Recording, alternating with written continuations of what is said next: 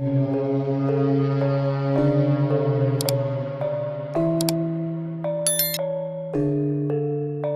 sisi ilmu nasab itu berdasarkan kitab-kitab yang ada di abad ke-5, ke-6, ke-7 itu kan sudah ada kitab. Jadi kitab nasab di abad ke-5 Hijriah. Ketika Alwi itu katanya wafat tahun 400 Hijriah, itu sudah ada kitab nasab yang ditulis namanya Tahdhibul Ansab karya Al-Ubaidili. Kemudian Al-Majdi di abad ke-5 itu karangan Al-Umari. Kemudian ada Muntaqilatul Talibiyah karya daripada siapa itu, Muntaqilatul Talibiyah. Itu tidak ada nama Ubaid disebut sebagai anak daripada Ahmad bin Isa. Kemudian pada abad ke-6 ada kitab yang disebut dengan kitab As-Syajarah Al-Mubarakah. Sama juga tidak ada nama Ubaid disebutkan sebagai anak Ahmad bin Isa. Ahmad bin Isa-nya ada disebutkan anak-anaknya, tapi tidak ada disebut Ubaid punya ayah nama Ahmad bin Isa dan ditulis sebagai turun Nabi, tidak ada. Di abad ke-7 ada kitab Al-Fakhri. Di abad ke-7 juga ada kitab Al-Asili. Ada abad ke-8 kitab As-Sabatul Musad. Abad 9 kitab Umdatul Talib.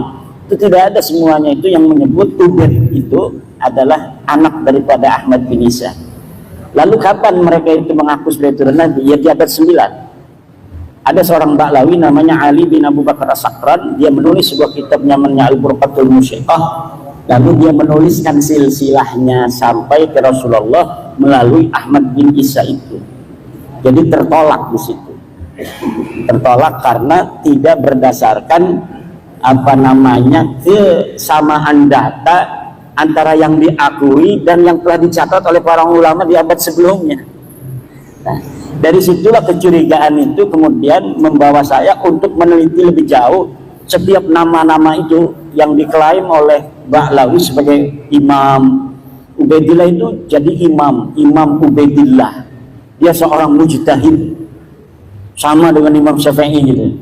Saya cari di hari hidupnya Ubaidillah, yaitu 383 Hijriah dia wafat. Ternyata di abad itu tidak ada satupun kitab fikih yang mencatat nama Ubaidillah sebagai imam. Kitab sejarah di Hadramaut, di Tarim, yang menyebutkan nama seorang ulama namanya Ubaid tidak ada. Tidak ada sama sekali. Baik Ubaid maupun anaknya Alwi yang katanya seorang muhaddis, perawi hadis, tidak ada disebutnya. Alwi punya anak namanya Muhammad, tidak ada, ini orang fiktif semua. Muhammad punya anak namanya Alwi, fiktif juga, nggak ada orangnya itu. Alwi punya anak namanya Ali Qolikosam, nggak ada orangnya itu. Sejarahnya ditulis itu pada abad 10-11 dengan begitu tinggi beserta keramat-keramatnya, tidak terverifikasi di dalam kitab-kitab di mana dia hidup. Berbeda dengan Syekh Abdul Qadir Al-Jailani. Syekh Abdul Qadir Al-Jailani ada di abad ke-6, itu kitab abad ke-6 mencatat orang yang hidupnya bareng bahwa di Baghdad ada seorang Ibnul Jauzi. Ibnul Jauzi itu satu masa dengan Syekh Abdul Qadir Jailani. Ibnul Jauzi menulis kitab, dia mencatat nama Syekh Abdul Qadir Jailani, seorang ulama besar, pengarang kitab. Kemudian dia ahli dalam bidang ilmu tasawuf. Dhaharat karamatuhu alal mala, keramat-keramatnya muncul di hadapan orang. Itu dicatat. Itu bukti bahwa sosok ini ada. Tapi kalau seorang yang hari ini dikenal ulama besar di abad ke-4 seperti Ubaidillah, tapi sama sekali tidak ada jejak-jejak peninggalan, baik berupa tulisannya maupun ditulis oleh muridnya, ataupun diceritakan oleh orang lain yang semasa hidupnya dengan dia, maka sosok itu tidak bisa dikatakan sosok yang eksis, tetapi dia adalah sosok yang fiktif. Seseorang yang namanya diciptakan, sejarahnya kemudian dibangun untuk diatribusikan sebagai leluhur mereka, padahal pada masanya nggak ada orangnya dengan kesejarahan yang seperti disebutkan pada abad ke-11, ke-12, ke-13 Hijriah itu. Kebanyakan kitab-kitab Ba'lawi yang menerangkan tentang leluhur mereka itu dikarang sejak abad 9, tapi belum rapi sejarahnya oleh Ali As-Sakran di abad 9, 895 Hijriah.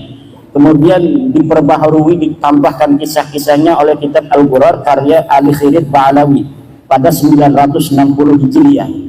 Kemudian ditambah lagi lebih sempurna sejarahnya itu, jadilah Faqih Muqaddam itu di dalam kitab Al-Masra'ur Rawi abad 11. Nanti dapat 12 ngarang lagi, lebih hebat lagi keramat-keramat sampai Mi'raj segala macam itu. Itu semakin lama semakin dibikin sejarahnya yang glorifikasinya lebih tinggi dari sebelumnya. Nah, kenapa kita bisa mengatakan seyakin-yakinnya mereka palsu? Karena glorifikasi itu. Jadi karena mereka rajin menciptakan sejarah sendiri yang tidak sesuai dengan sejarah masa lalu, akhirnya kita mudah memverifikasinya. Karena orang yang membuat sejarah di hari ini, misalnya saya mengaku berguru kepada Kiai Sahal, sementara orang-orang yang ada di Kiai Sahal kan tidak sendirian, ada murid-muridnya Kiai Sahal. Nanti muridnya ditanya, apa betul ada seorang nama Imaduddin muridnya Kiai Sahal? Tidak ada. Karena apa? Seseorang tidak akan berdiri sendirian. Misalnya lagi Bapak ngaku-ngaku 2024 sebagai anggota PWI pengurus Kabupaten Purbalingga, kan ada SK-nya. Dia bikin tuh SK-nya, dihapus nama satu orang, dimasukin nama dia. Akhirnya pas diverifikasi di pengadilan, mana kamu ngaku-ngaku anggota pengurus PWI ke Kabupaten Purbalingga? Ini benar, ada kopnya, ada tanda tangannya, yaitu Haji Dr. Abbas bin Yahsi MA, ya kan? Pas coba yang lain diambil juga 3, sama tanda tangannya sama, kopnya sama, tanggalnya sama, tapi ini mah namanya Zainuddin, pas ini mah Baklawi namanya. Karena yang merubah si Balawi sendiri. Coba yang lain lagi, yang SK-nya yang sama, ternyata memang ini beda sendirian. Ditetapkanlah yang beda sendirian, ini nama Balawi ini palsu. Karena apa? Sejarah tidak pernah lahir sendirian, dia akan terkait dengan orang-orang lain, dan cara itulah yang saya dapatkan untuk mengetahui kebohongan-kebohongan sejarah Ba'lawi dengan memuqabalah antara satu kitab dengan kitab yang lainnya, satu manuskrip dengan manuskrip lainnya, kesejarahan yang mereka ciptakan, kemudian dapat terverifikasi kedustaannya karena ada kesaksian kitab-kitab yang lain yang tidak menyebutkan nama yang disebutkan oleh Ba'lawi ini. Contoh, sebentar lagi, Muhammad Shahid Mirbat, katanya dia ulama besar yang ada di Mirbat. Dia guru dari Imam Al-Qal'i. Saya cari Imam Qal'i ini siapa? Ulama besar. Disebutkan di dalam tulisan orang lain, Imam Qal'i ini adalah ulama paling besar di Mirbat. Siapa gurunya? Tidak ada gurunya disebut Muhammad Shahid Mirbat. Dan dia menyebutkan nama-nama gurunya, disebutkan nama-nama muridnya. Tidak ada orang yang namanya Muhammad Shahid Mirbat disebut, baik sebagai guru, sebagai murid, atau sebagai sahabat. Saya cari seluruh kitabnya itu yang ada di abad ke-6, ke-7, nggak ada yang menyebutkan seorang di Mirbat ada yang namanya Muhammad bin Ali Shahid Mirbat. Jadi besarnya nama Muhammad Shahid Mirbat di abad 11-12 itu yang ditulis dalam kitab Ba'lawi tidak terverifikasi di masanya, karena kitab yang ditulis di masa itu sudah banyak dan sama sekali di Difar tidak ada ulama yang bernama Muhammad bin Ali Shahid Mirbat. Bahkan nama Shahid Mirbat terverifikasi nama orang lain. Jadi ada sebuah kitab menyebutkan Shahid Mirbat itu untuk seseorang namanya Muhammad Al-Akhal Al-Manjawi Sahibu Mirbat. Jadi Ahmad bin Muhammad Al-Akhal Sahib Mirbat itu nama raja di Mirbat. Diambil nama Sahib Mirbatnya itu menjadi apa namanya gelarnya dia. Muhammad bin Ali-nya diciptakan. Muhammad bin Ali-nya diciptakan dan terverifikasi nama ini fiktif. Begitu pula keramatnya Faqih Muqaddam. Muqaddam bisa Mi'raj segala macam, tidak ada. Tidak ada orang di masa Faqih Muqaddam yang menulis Faqih Muqaddam sebagai ulama. Tidak ada. Jangankan keramatnya besar, sebagai ulama saja tidak ada. Demikian untuk yang selanjutnya, nanti kita bisa diskusi. Mudah-mudahan ada manfaatnya pertemuan kita kali ini. Wallahu muwaffiq ila aqwamit thoriqin. Wassalamualaikum warahmatullahi wabarakatuh.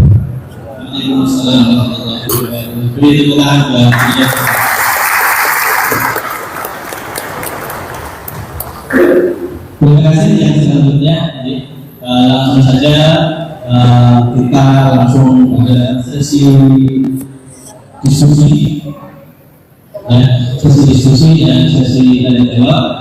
Sebelumnya kita sepakati terlebih dahulu ya, acara kita maksimal sampai jam 5, maksimal sampai jam 5. Monggo untuk pertama soal budaya Pak Wahid.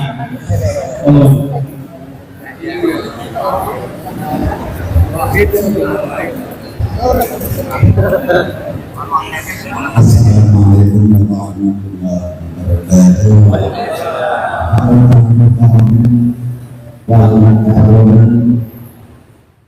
Kita memuliakan sebelum fadhil karena haji Imamuddin Usman Al-Bandani dan guru saya sebelum fadhil karena Ustaz Sahal Haji Sahal Abdullah Al-Hafidh dan lain-lainnya kita bisa sebutkan satu persatu.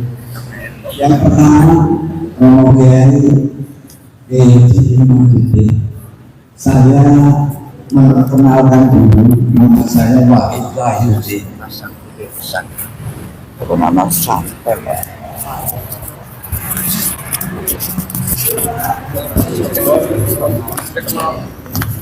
Nama saya Wahid Wahyudi yang tadi disebutkan oleh moderator Sohibul Wilayah. Dan pertama saya menerima Al-Mukarram Sohibul Badr Ilmu Ustaz Al-Abdullah. Saya mengucapkan banyak-banyak terima kasih atas pencerahannya yang ditunggu-tunggu oleh warga NU, karena saya lahir juga NU.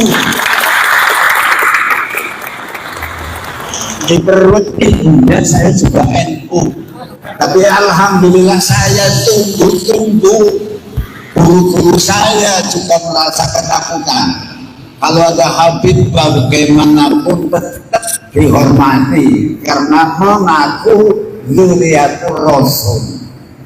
Lah, kok dari dulu udah ada pakai mobil, pakai Kiai, kok dari dulu tidak ada. Tapi bukan apa-apa, terlambat, lebih baik terlambat daripada kecepatan masuk rumah sakit. Filosofinya dari kendaraan.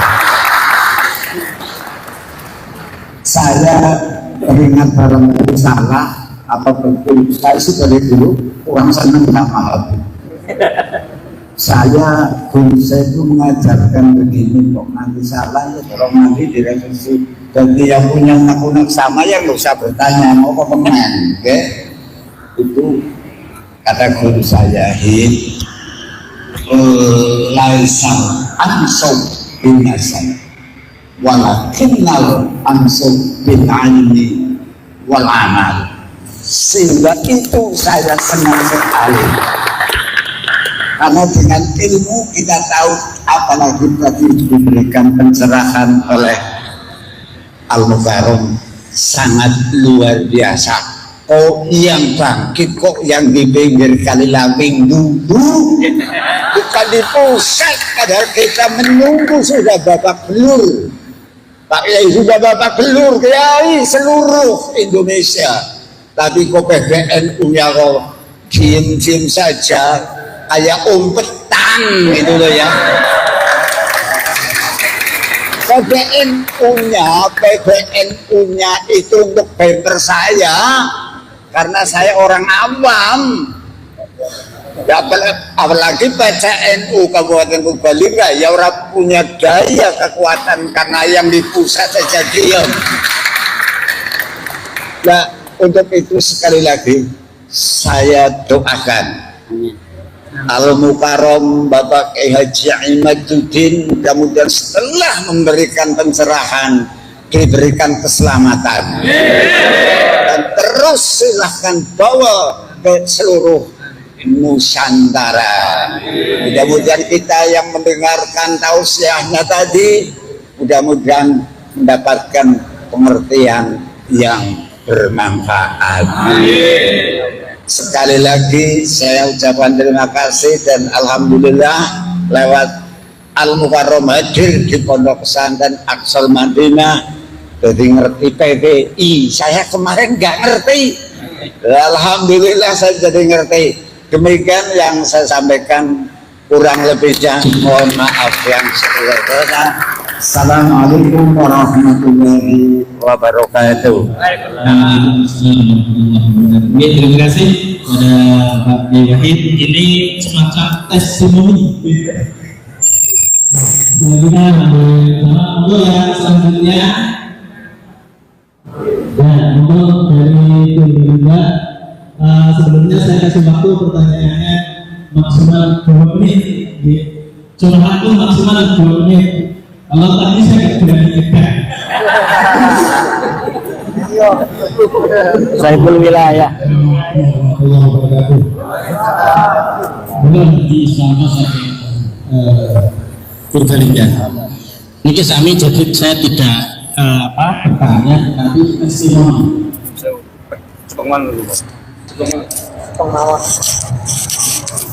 Testimoni apa yang saya alami sendiri. Jadi tahun 2021 saya itu mau ke Jombang ke Bireng, nengok anak saya karena nyantri di sana. Sampai di Semarang saya dicegah sama teman saya di Semarang namanya Agung, tapi saya biasa manggil Tisen, itu teman kuliah saya. Terus ternyata si Agung tadi yang dulu teman kuliah saya sekarang jadi juru kunci makam. Namanya Raden Tumenggung siapa terkenal makam Mbah Dipok di Semarang di Kampung Petempen. Monggo saged dipun pirsani teng Facebook teng YouTube wonten. Terus saya karena tahun 2021 belum rame, saya ziarah di makam itu.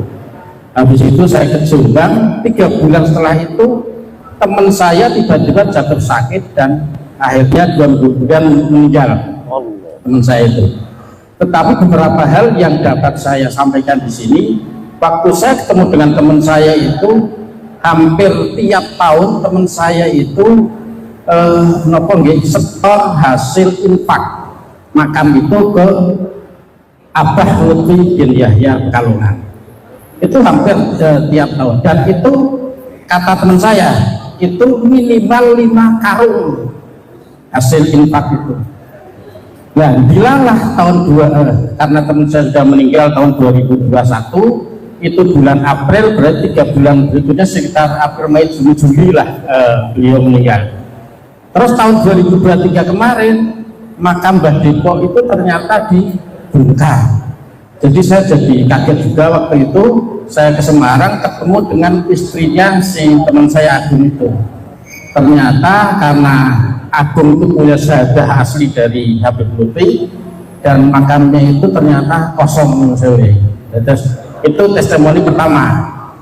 Jadi itu menjadi keyakinan saya dalam mensikapi satu, yang kedua mengambil keputusan saya sama keluarga saya bahwa aku yakin bahwa Habib itu bukan Dzurriyyatur Rasul. Itu pertama. Yang kedua,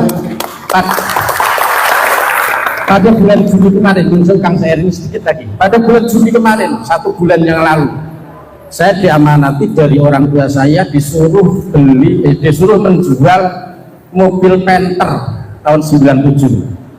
Nah, ada teman Muhyiddin Purbalingga berdomisili di mana, di Bojong Sari, nelpon saya, kan nyun sewu, saya mau lihat mobilnya. Akhirnya mobil itu saya parkir di garasi, terus saya lihatkan si orangnya itu bilang, ini yang mau beli bukan saya Kang, tapi Habib Salim dari Selawi.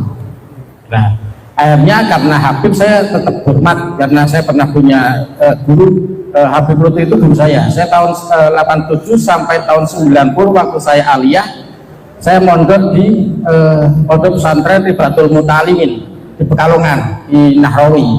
Jadi saya Biarin tiap aja. seminggu sekali itu Biarin. Terus. saya tiap hari Minggu itu saya selalu ikut rutinan tempat Habib Lutfi, Sibut Duro sama Rotib Al-Hadad. Jadi dua hal itu yang saya ikuti selama 3 tahun saya ikut Habib Lutfi. Sudah lebih dari 4 menit. Terus nggak apa-apa. Melanjut yang tadi yang bulan Juli tadi, akhirnya Habib Salim dari Selawi itu mau beli mobil saya. Itu pas hari Jumat. Justru saksinya ada istri saya, ada muridin yang dari berjuang saya namanya Cak Husen. Terus waktu sholat Jumat saya bilang, Beb ini Jumat tolong Jumatan dulu bareng-bareng gitu.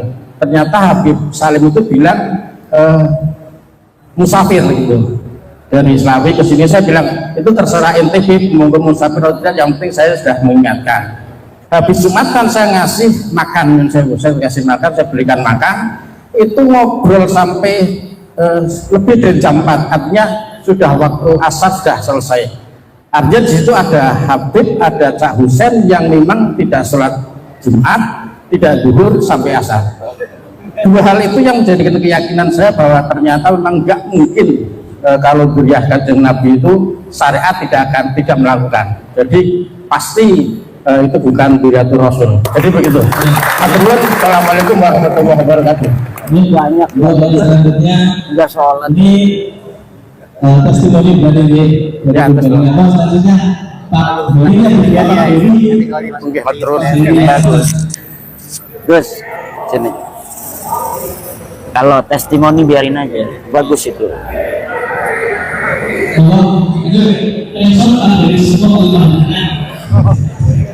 Karena untuk pelajaran yang lain bagus. Jadi pertanyaan pasti testimoni bagus. Nanti di YouTube-nya bagus. Assalamualaikum. Assalamualaikum warahmatullahi wabarakatuh. Waalaikumsalam. Assalamualaikum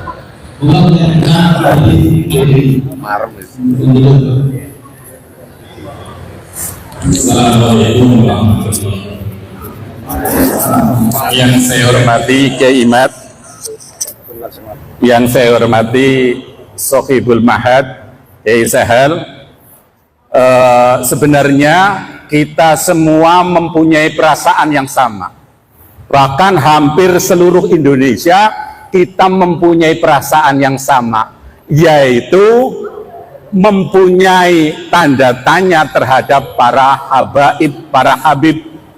Nah, untung ada seseorang yang berani menarik pelatuk, sehingga pelatuk yang lama sudah siap, ini tidak ada yang berani memicu. Alhamdulillah Kiai Imad lah orang yang berani mengambil senapan kemudian menarik picu itu, menarik pelatuk itu sehingga meledak. Lah dari ledakan inilah bermacam-macam kontroversi itu terjadi, sehingga nyuwun sewu kepada Kiai Imad, walaupun secara formal, secara organisasi NU masih menafikan panjenengan, masih tidak mempercayai tesis panjenengan, tapi insya Allah banyak warga negara Indonesia yang sepakat, yang mendukung gerakan panjenengan. Oleh karena itu PR untuk panjenengan, yaitu panjenengan mohon untuk mencari jalan searif mungkin, sebaik-baiknya untuk mendekati para kiai sepuh yang masih hormat, yang masih ta'zim, yang masih ya nyuwun sewunya di bawahnya para habaib. Lah kiai-kiai itulah monggo panjenengan dekati. Gerakan Imaduddin ini mempunyai PR untuk mendekati bagaimana caranya agar para kiai sepuh yang menolak panjenengan itu bisa luluh. Sekian, assalamualaikum warahmatullahi wabarakatuh. Terima kasih. Yang satu lagi. Assalamualaikum warahmatullahi wabarakatuh. Itu Robinson dari Jakarta. Terima kasih. Oi. Terima kasih Hari ini saya lega sekali. Setelah puluhan tahun saya menunggu bahwa